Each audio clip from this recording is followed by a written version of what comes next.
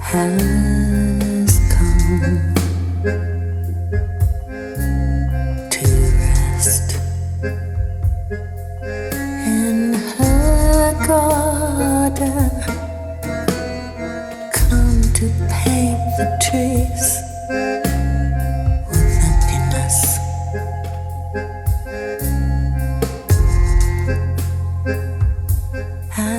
What started this idea? Like, when was the seed planted, and how did you end up deciding to record a CD full of this stuff?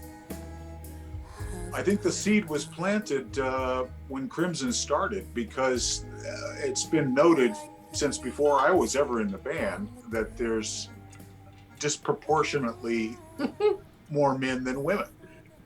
It's been there forever. So the idea of trying to compile music like this to possibly give a loving mixtape to introduce non-Crimson people to some of the music, that idea started around 2008 was when Deborah came to her first Crimson shows, the short tour we did with Gavin, when first Gavin joined the band. We took note of that, and Deborah thought, if you had the right material, women would like this. But then that festered for 5 years? And we're up at the camp, the Three of a Perfect Pair music camp up at Full Moon. And besides jamming on prog tunes and stuff, Tony started to do a jazz cafe with Pete Levin. And I knew Deborah sang a little bit, it happens. I would never sing in front of him, though. I mean, he's a pro. He's got a studio. He's worked with, the best singers in the world. I'm not going to put myself in that situation. I sing when I do the dishes. And she's done spoken word and other stuff on the Tunisia record, on the Tuna I've never records. done a record. Yeah. Okay. And when I was walking across the campus there, the Full Moon, the big yard there, and somebody passed me sort of in the dark and said, "Man, your wife's got a great voice." And that's strange. And I walk a little further, the second guy, Pat, "Man, your wife sings great." What? And then I said, "Deborah, what happened?" So she sang in the jazz cafe. Oh, cool. Yeah, just because, I don't know, it was low key, and it wasn't a stage. There was a mic, but it wasn't a stage, and Pat wasn't in the room is probably the biggest motivator. Rilke says, our fears are the dragons guarding our most sacred treasures. And I had always had a fear of singing in front of Pat. I don't know why. I've sang my whole life, but that was a thing, and I held on to it, I guess, for a while. So being able to sing at camp with him not in the room. So the next step, of course, is I had to, Pat, he records kids, little French kids, giggling, and he records weird elevator sounds. So to him, that was just another thing to record, right? He was like, "Oh, cool, new voice. I'm going to play with that." And there it went. Like, there was we got in the car coming down from camp, and Pat turned to me and went, "What if?" And the rest is history. Yeah, then we spent a few years really just kind of percolating, 2009. How would you do it? Yeah, if you're going to do it. What would we do? How would we do it? And we started recording over a year ago, before COVID. And we originally tried to be kind of a lounge trio. We took some of the campers that lived here in Texas, and they came down to my place, and we started like that. But that's not his thing. And after a while, I realized he was really holding back, because that's not what he does. And I said, "Sweetie, this is our record. You need to do it the way you know how. Just keep it pretty." That was the operative phrase, keep it pretty. So once that was out, then bets are off, and he starts using different.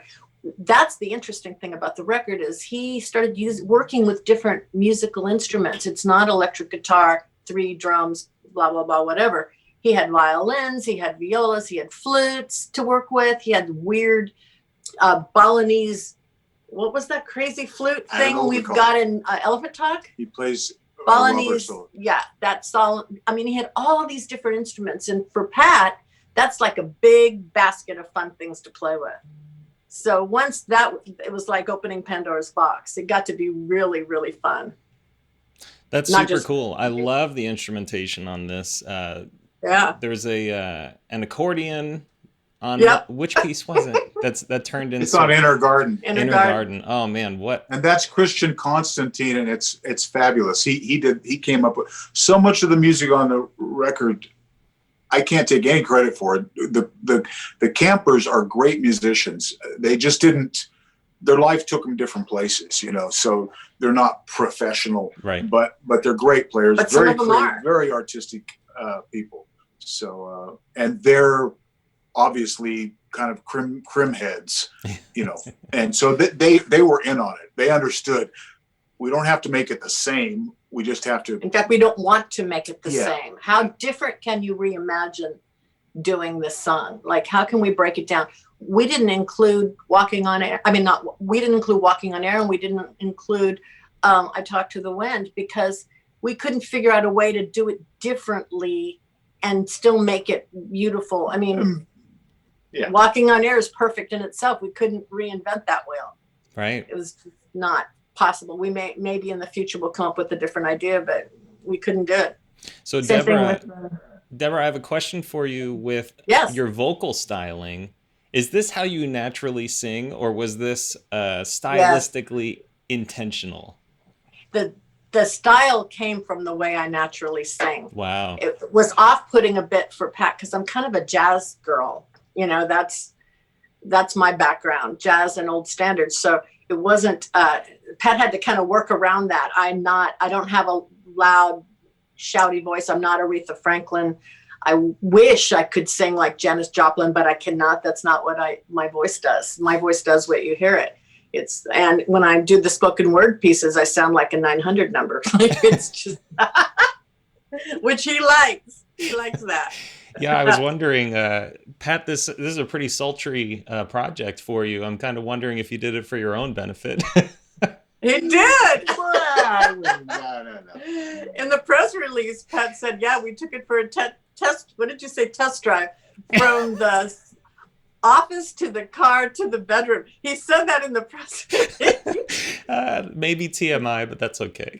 I know. Well, we wanted it to feel sexy because we wanted a woman to be able to listen to it, and we wanted it to elicit an emotional response in her, because that's when women really like music, if it can make them feel a certain way. So if you give your wife or your girlfriend a mixtape, it's all those songs that feel like her to you. And she listens to it in her car, at home, when she's folding the clothes or whatever. And she develops an emotional connection to that music. And it'll, for the rest of her life, she will remember and think of you when she hears those songs. We wanted to make a record like that, like a mixtape. She waits in the air.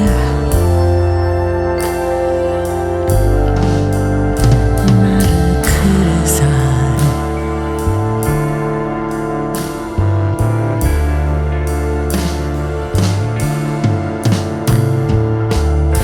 She sleeps in a chair. In a sad America, in a sad America.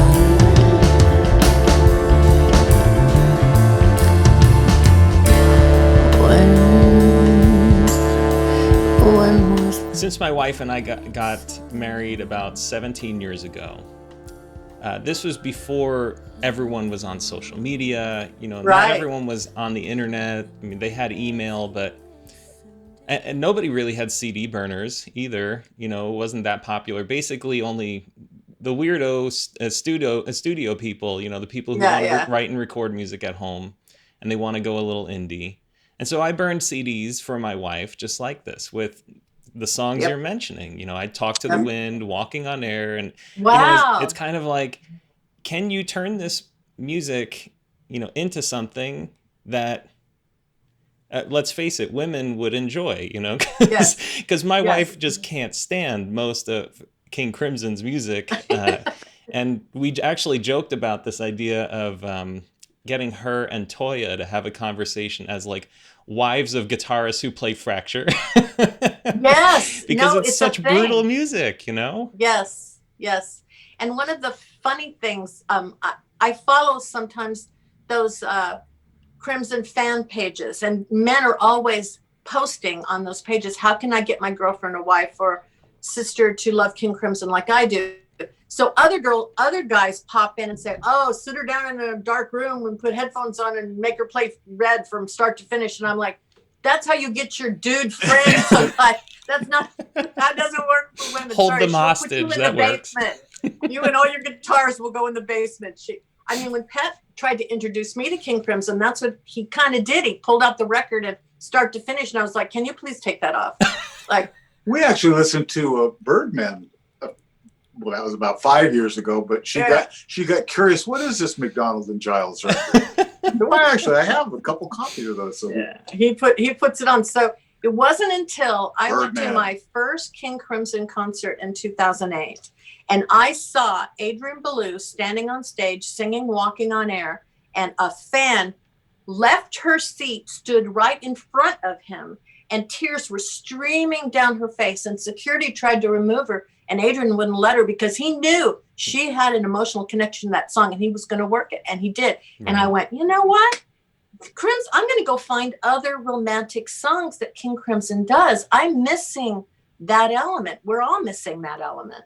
You know, what if? And so through this whole thing, Pat thinking, what if you sing? And I'm thinking, what if we found romantic King Crimson songs and put them all in one place? Because really, it's already there. Yeah. That material's always been there, and it's debatable. It's possible one of the things that's held Crimson back a little bit is that the Crimson palette is so wide. So you'll present a record with something that's so hard that a woman or someone else wouldn't like it for that reason. And there's another track on there that's so soft that somebody else, the dudes that are like, what is that Walking On? What is that track even on the record for, So it's just it's sort of packaging, isn't it? It really deciding which bin, as doing sessions. I would think about that. It was a new artist. Like, where do you want to be? Are you Sheryl Crow or are you Bjork? The music, we could make the arrangements different ways, and it all depends on where you see yourself or want to be. Which record bin are when there were bins? Right. Which department of the store do you want to be in? Alright, get a hold of yourself. Don't fight it, it's over your head. It's alright, the rumble in your ears. It's alright to feel a little fear. Don't fight it, it's over your head.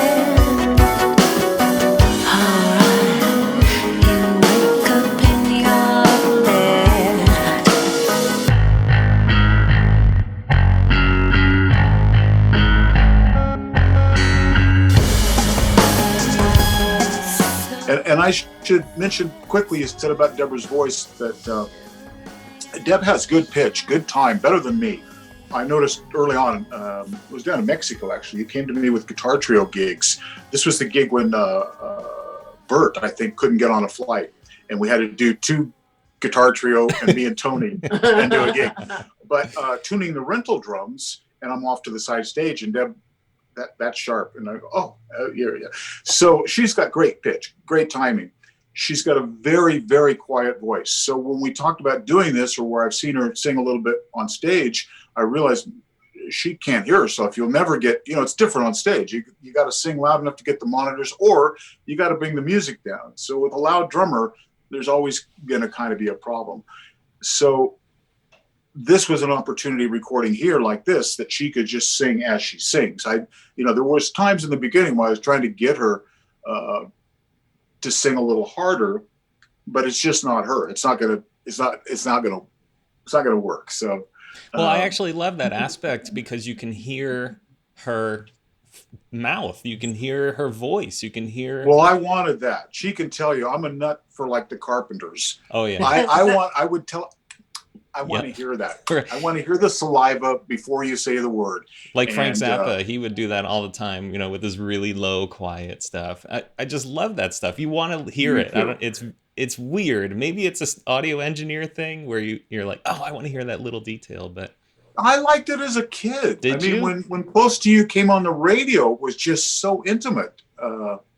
And that's part of it. You felt like you were right in the presence of the voice. yeah. That's funny though, Anthony, because I've known other producers who don't like that and pull all of that sound out and get upset with you for making your mouth is too wet. I'm Right. having to get rid of all of that stuff and it really, but I'm lucky Pat likes it. So I didn't have to And pretend to be somebody else. for some of the material, it wasn't the right way so much. So maybe something like Sleepless as an example, where I felt like maybe I could get a bit more of a Robert Plant Zeppelin vibe, where you've got the backwards, the pre-roll, because the tapes were not stored correctly. Mm-hmm. So I tried to get more psychedelia into it. And But the funny thing about Sleepless is, when it was written because Adrian Belew slept in a room on tour that was haunted. And so he had a really rough night and he was seeing kind of weird things, and he came into the studio the next day and wrote that song. When I heard it, I didn't know anything about that story. And when we were making this record, I had to flip the pronouns, right? So it's me. And so it had to sound like something coming from me. And when I flipped the pronouns on Sleepless, it felt to me like a woman was trying to tell her lover to calm down and stop freaking out. Because so many times when you fall in love, you think you have a spell put on you. And it feels like you're haunted by this woman or the sound. And she says, don't worry, you're sleeping and you'll wake up in your own bed. You're fine. That's just, yes, you've got a spell put on you, but that's love. So the way I interpreted it was completely different. When I heard the story about how Adrian wrote it, I was like, well, it's a good thing I didn't know that before I went into doing Sleepless. Yeah, how did that song end up on your list of romantic songs? I mean, I would Right? never have listened to it and it was said, a late arrival. It was a late arrival. We tried several other songs that, like we mentioned, for different reasons, weren't convincing, and at different levels. Because I just recently went back through looking for something, and I heard our first version of Kudasai or something. They're like, wow, we were way off the track. We went sideways before we ever found our way back on course. Yeah, because you don't know which direction to take it that's going to sound, really great. But with Sleepless, it was because Pat and Tony and Marcus were planning to put it in there, because we started this before. Yeah, we were COVID. going to learn it for Stickman. Yeah, you were going to learn it. Yeah. So Pat was working on some different ways of doing it, and it got stuck in my head. I started humming it. And then Pat looked at me and said, well, maybe we should do Sleepless. So we did. It was fun. Like Elephant Talk, too, is one of those you wouldn't expect to put it on a romantic, album collection, a collection of songs, but it works, I think. I like Elephant Talk. I haven't heard Elephant Talk yet. I have 5 or 6 of the tracks that Trey sent out for the promotional stuff. But when is the album actually available for? Well, if you're at my house, I could. It's available. No, I'd give it to you. We should send it to you, Anthony. Did we not send you one? I'll be there in a few hours. They hit the stores, I think, in about a week. Okay. We timed it for Valentine's Day, and with all the, shipping stuff, where you got to advance people something to hear, then they make an order, then they get so CDs in stores should be happening about now or next week, maybe. Excellent. And if you pre-ordered stuff, it should be coming, I guess, next week. They are done. We got ours about 7D Media. It's Trey Gunn's label. Yeah. He liked it. In fact, we sent him Sleepless. That was the one that sold him. He's like, I want. So what are you doing with this thing? I said, well, we're not sure really. He said, if we hurry, we can have this for Valentine's Day. Which is kind of perfect. That was around November when I was talking to him. I was trying to find a home for the project I call Portal with Lorenzo Feliciate. So for around October-ish, I started to talk to Leo and a couple other people. It's so odd. I mean, if you think about it, where are you going to put it if it were in a record store? In what bin would this record go? it's not really in prog. the weird bun Right. bucket. Make weird music, Anthony. You're our guy. So yeah, it's weird in a different way. It was just an odd, like when I tried to think of what category it should go in, I don't know where it would be. Well, that's partly why I love it, and I think that's why a lot of people will be drawn to it, because it is, in a sense, easy to listen to. It also turns some familiar music on its head, and so you're not, Yes. you're kind of a little disoriented listening to it, like, oh, this is Sleepless. Like if you're not looking at the titles while it's playing, it's just different music. It doesn't even feel or sound like King Crimson.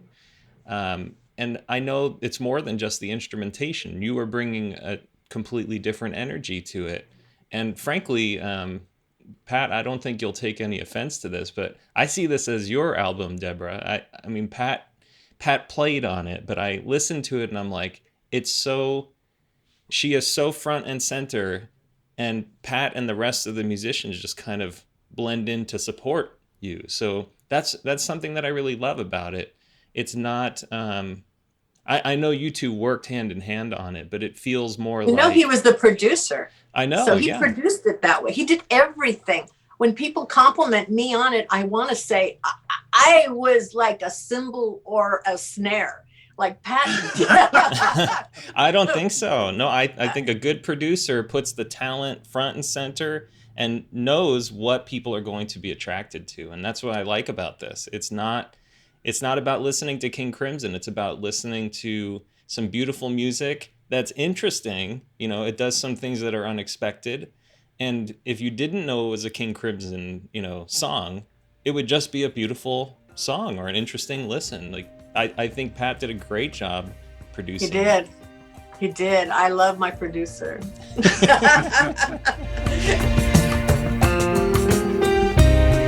Oh, they're touching